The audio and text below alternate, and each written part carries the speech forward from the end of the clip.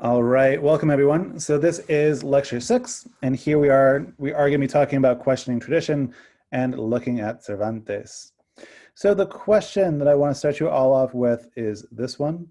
How does Cervantes manipulate the form of the novel, and how does it support some of his larger themes, which we'll talk about in the second half of the lecture. There's a video here, which is just kind of fun, I think, so do check it out if you get the chance.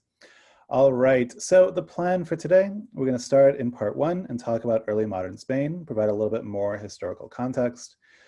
In particular, we'll look at the Habsburg dynasty, under which we do see Spain really reaching its greatest heights, its most powerful moments. We see the height of the Spanish Empire during this period in the 16th century, before we begin to see decline in the 17th. This is also a period that's known as the Siglo de Oro, which is where we see really a peak of Spanish cultural production as well. This is a period of Cervantes, who we'll talk about, obviously, also Lope de Vega, Tirso de Molina, and so on. This is really a major literary and artistic period in Spain, and we'll touch on it just a little bit. All right, then in part 2, we'll zoom in and focus on Cervantes and his masterpiece, Don Quixote.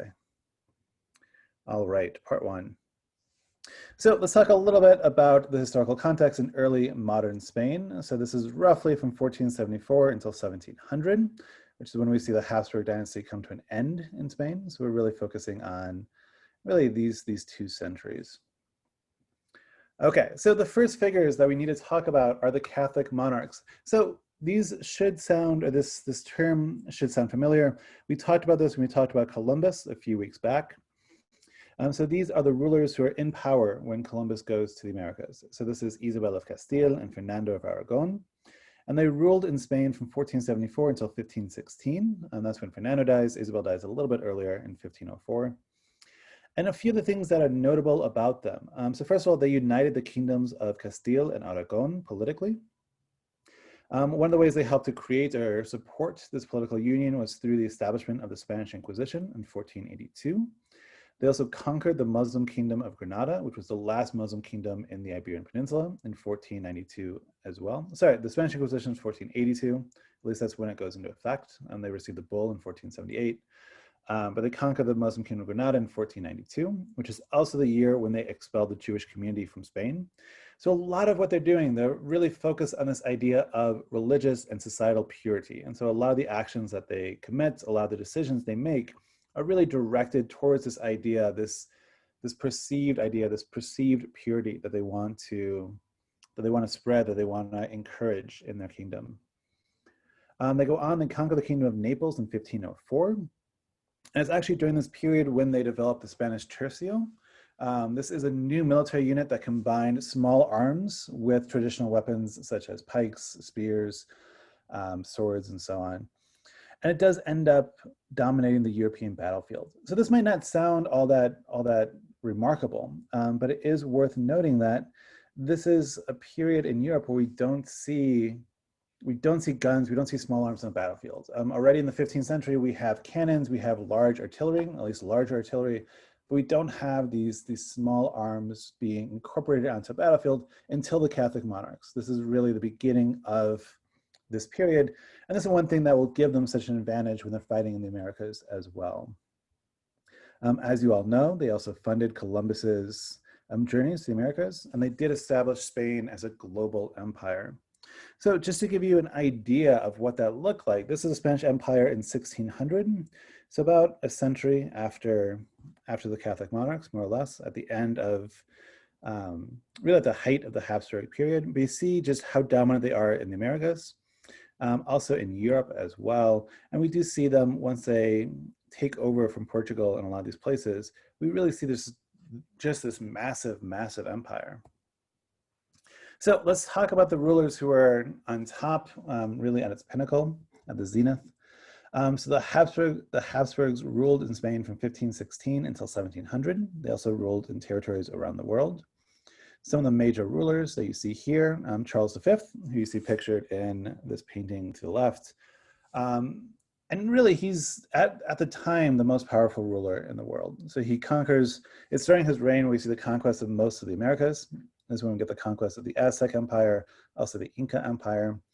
We also see him really dominating Central Europe and the Mediterranean, and he presented himself as a defender of Catholicism. So this is also, it's also during his role when we see Martin Luther post his 95 Theses. This is also, we see this beginning, the split with the Protestant Reformation.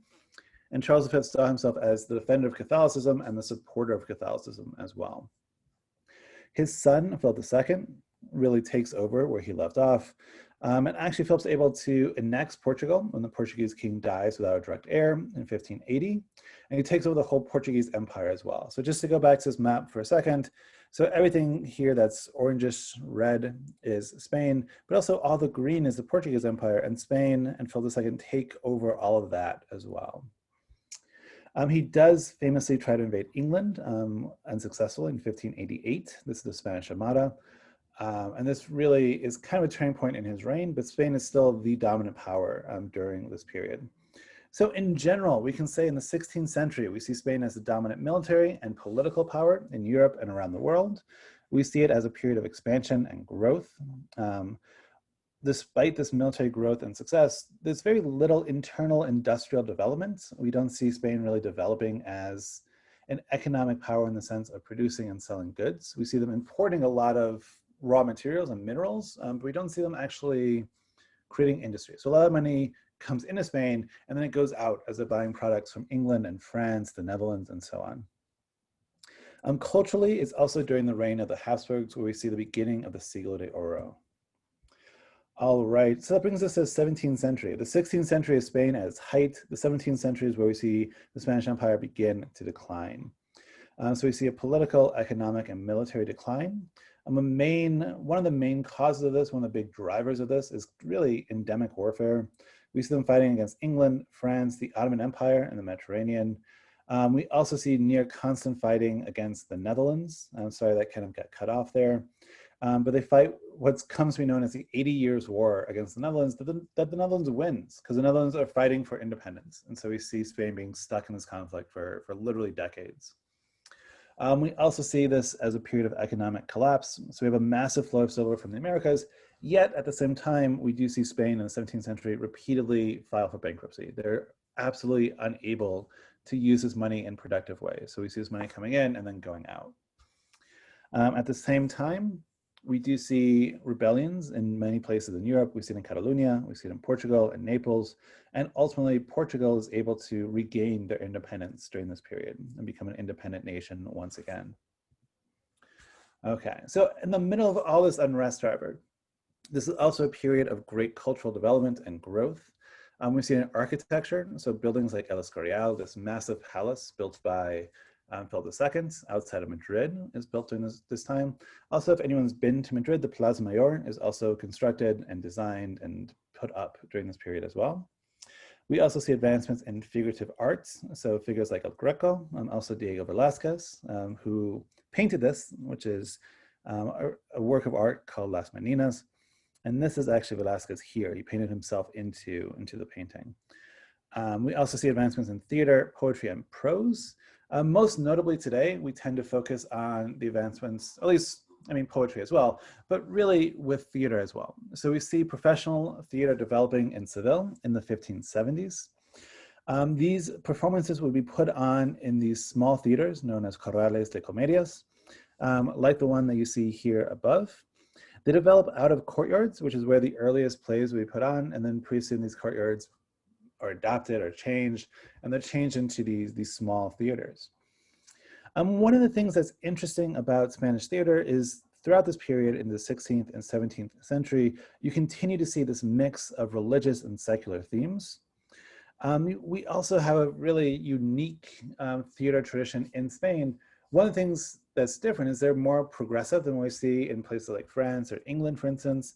One example of that is women were actually allowed on the stage. They're allowed to perform as actresses, which is something we did not see in England, for instance.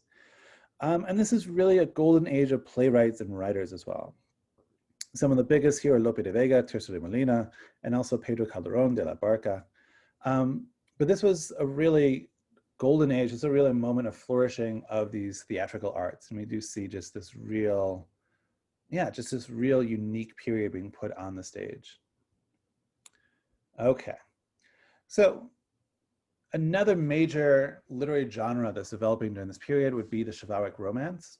These were, I mean, they were popular. These were early bestsellers. So we see printing presses producing thousands of copies. They're being bought and consumed by this rising middle class. And a lot of the characters are upper class. So we see knights and kings, emperors, maidens, and so on.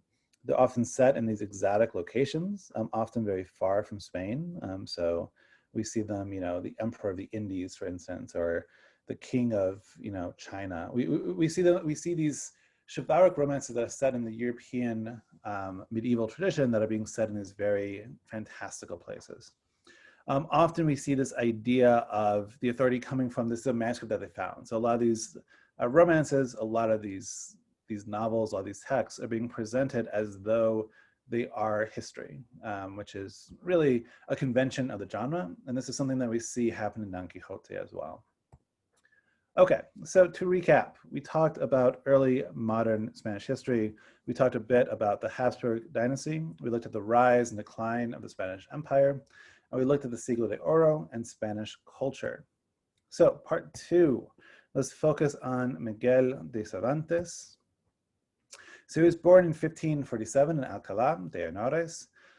He lived in Rome in the 1560s. He fought at the Battle of Lepanto against the Ottomans in 1571. This battle is seen as really the height of this conflict between the Spanish Empire and the Ottoman Empire for control of the Mediterranean. And Lepanto is off the coast of what today is Greece. And it's a major, significant turning point where we do see Spain taking control of the Mediterranean. Cervantes was involved, although he was injured in the conflict. A little bit later, a few years later, he was actually taken prisoner by Barbary pirates in 1575. We know he was in prison in Algiers, which is why I have it here. He also may have been in prison in Constantinople, in Istanbul, as it became, well, it's still Constantinople more at this point, but it's the capital of the Ottoman Empire. He's ransomed in 1580. And then he's imprisoned in Spain, actually, multiple times, both in 1597 and 1602. Both of these occasions are linked to financial matters, so kind of financial misdeeds or perceived misdeeds. And he dies in 1616. And despite the success of Don Quixote, which is by far his most popular work, so he tries to be a playwright. He writes plays that aren't terribly successful. But despite that, it's actually Don Quixote where we see him becoming this major literary figure, but he doesn't make a lot of money for it. So copyright's wasn't then what it is now. And once he sold the rights, once the author sold the rights to her work, that was it. And so he sold the rights to Don Quixote. And despite the fact that it was a massive hit almost immediately, we don't see him actually benefiting so much from that. Okay, let's talk a little bit about Don Quixote. So one of the first things to note is that we do see it mixing a number of genres. So we see elements of history and romance. We see moments of epic. We also see the picaresque, which is a very popular genre in early modern Spain, where usually we follow a lower class figure as he goes, basically as he gets in trouble, as he goes on different adventures, as he uses his wits to get out of trouble. We can also see this as a frame tale in a way, as we see stories kind of within stories as well. Not so much in the parts that I gave you at the very beginning, but a little bit later on, we do see characters telling these long multi-chapter stories as well. The narration is also notable and interesting. So it starts with Cervantes, who's the author, obviously, but then he claims that this is not his text. He claims this is something that was written by this Muslim historian, Sidi Amate Benagale, and he claims that he's the one who's actually doing the writing. And so he claims that he's just translating this. So there's also this anonymous translator who's translating it supposedly from Arabic into Spanish. All this is completely pretend, of course, but this is really what we see. And this is the way that the text is structured. Part 1, which you read selections from today, there are 2 parts to Don Quixote, part 1 and part 2. In part 1, we see a number of journeys. The first one, Don Quixote is by himself. So it's chapters 1 through 5. And then the second journey, which I gave you just a little bit from, we do see Don Quixote with his squire, Sancho Panza. Okay, so let's talk a little bit about the novel as a whole. First of all, it's set in La Mancha, which is here. What's notable about this setting is that this is one of the most economically depressed parts of Spain. This is really the cultural backwater as well. So kind of setting the story in La Mancha is like setting it in the countryside, setting it really in the middle of nowhere, right? Okay, so Cervantes tells us, he begins his novel. Somewhere in La Mancha, in a place whose name I do not care to remember, a gentleman lived not long ago. One of those who has a lance and an ancient shield on a shelf and keeps a skinny nag and a greyhound for racing. Our gentleman was approximately 50 years old. His complexion was weathered, his flesh scrawny, his face gaunt, and he was a very, very early riser and a great lover of the hunt. Some claim that his family name was Quixada, others that, or Queixada, for there's a certain amount of disagreement amongst the authors who write of this matter, although reliable conjuncture seems to indicate that his name was Queixana. So here from the beginning, we see all this ambiguity about who Don Quixote was, who the character was, where he is, right? It gives it almost this timeless nature because it's not set in one specific place, it's set in this larger region. And we do see this question about who Don Quixote was as well. So it's a history, but it has this slipperiness from the beginning. All right, the main characters, first of all, obviously Don Quixote himself, Lanzo Queixana, who goes off and goes on and has these adventures. Sancho Panza, his faithful squire, who is often kind of the straight man that plays off of Don Quixote and provides a lot of the more comic moments in the novel. And then I did include just a really brief summary of the novel. So I would ask that you watch it, either pause the video, watch it now, or go ahead and watch it later on after you finish watching this recording, but we'll give you a good overview of the novel as a whole.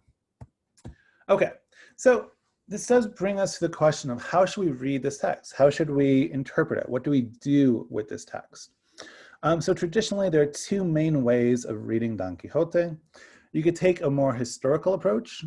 So this is the way it was read initially.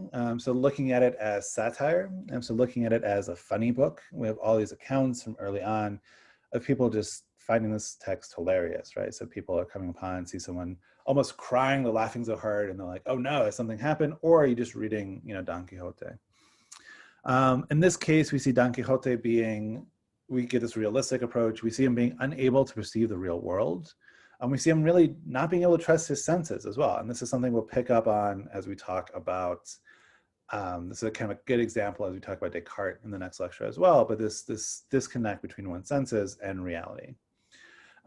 So in this reading, at least, we see Don Quixote is insane, right? So the audience does not associate themselves with Don Quixote. He's a figure of ridicule. He's a figure to laugh at. And this is meant primarily as a way of critiquing the chivalric romance, as a way of critiquing these traditional romances, these traditional novels of chivalry.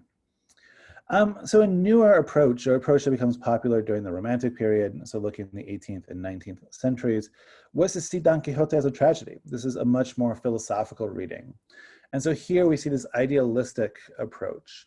We see Don Quixote is not insane, it's just that he sees the world as he wants it to be, but the world is what fails him. So the world fails to be romantic, the world fails to be as heroic, the world fails to have these same ideals that Don Quixote has. Don Quixote in this reading is a tragic hero, and the audience associates themselves with Don Quixote. We put ourselves in the figure, we associate ourselves with him when we're reading, and we put ourselves in his subjectivity. So when something bad happens to him, in a sense, it's happening to us as well. So here's a critique not just of chivalric romances, but more of Spanish society itself, also imperialism, this whole imperialistic project. And there are parts later on where Don Quixote talks about making Sancho Panza governor and giving him, control over natives, giving him, Sancho Panza talks about having slaves. Like there's a lot of, we can see this as kind of a critique of the imperial project that's going on in Spain during this period as well. And we can also see it as a critique of the modern world, the fact that this world is no longer living up to these romantic ideals espoused by Don Quixote and seen in these chivalric romances. Okay, so let's talk about some of the main themes that we see in the novel.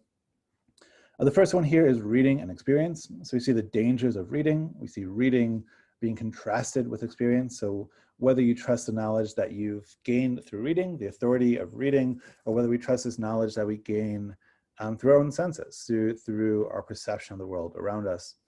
And then also this idea of history and fiction, so looking at the overlap between the two.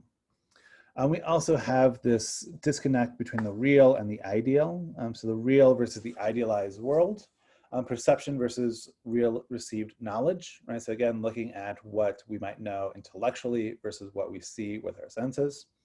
and then also interpretation and madness. So if we see Don Quixote interpreting the world around him in a different way, does that make him insane? Does it make him mad? If so, what does that mean? And the next one here is honor and shame. So we have personal honor, we have national honor, we have this concept of chivalry. And then finally, Don Quixote himself. Is he a comic figure, as we'd see in a historical reading, or is he more of a tragic hero, much like what we would see in this more romantic reading of the text? Okay, let's go through these in order. So the first one here is reading and experience. So what role does reading play in the text? This is one of my favorite passages. So Cervantes writes, he says, in short, he became so absorbed in his books that he spent his nights from sunset to sunrise and his days from dawn to dark, poring over them. And what with little sleep and much reading, his brains got so dry that he lost his wits. His fancy grew full of what he used to read about in his books, enchantments, quarrels, battles, challenges, wounds, wooing, loves, agonies, and all sorts of impossible nonsense. And it so possessed his mind that the whole fabric of invention and fancy he read of was true, that to him no history in the world had more reality in it.